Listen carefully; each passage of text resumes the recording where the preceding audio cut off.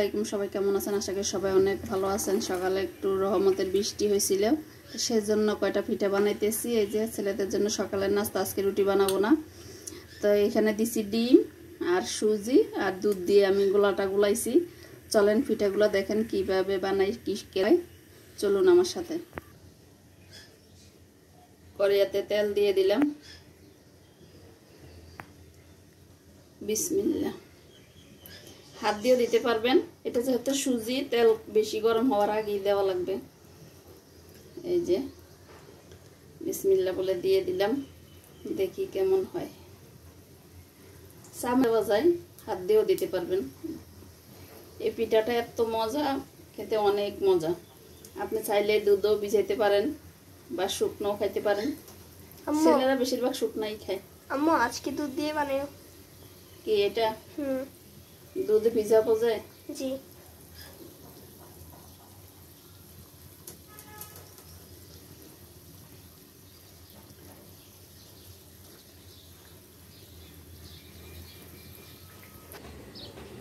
এই কিছুক্ষণ আগে কি বৃষ্টি ছিল, এখন একটু বৃষ্টি নেই। দেখেন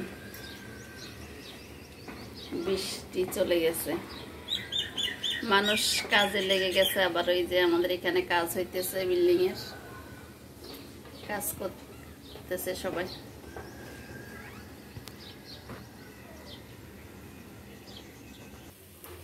দেখেন মাশাআল্লাহ কি সুন্দর ফুলতেছে পিঠাগুলো।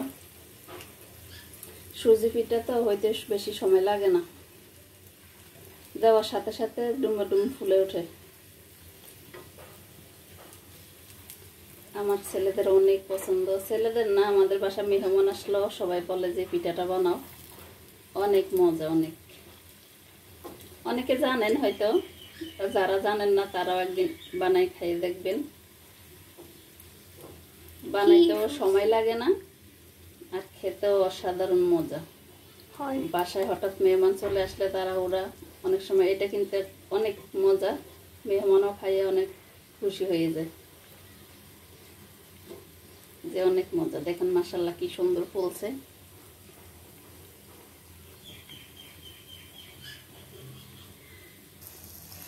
বাকি কাইটাও আমি দিয়ে দিলাম এখানে।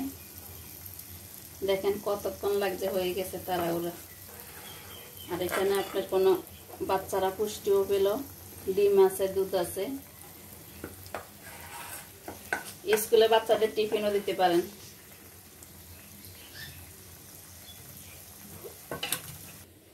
এই যে দেখুন আমার পিঠা হয়ে গেছে, কি সুন্দর হয়েছে মাশাআল্লাহ। সবাই বানাবেন, বাচ্চাদেরকে দিবেন, বাচ্চারা অনেক মজা করে খাবে। মেহমান আসলে মেহমানকেও দিতে পারেন। অনেকে বিস্কুট খাইতেছে না, কিন্তু এই নাস্তাটা অনেক মজা করে খায়। তো ভালো থাকবেন সবাই, সুস্থ থাকবেন। আল্লাহ হাফেজ।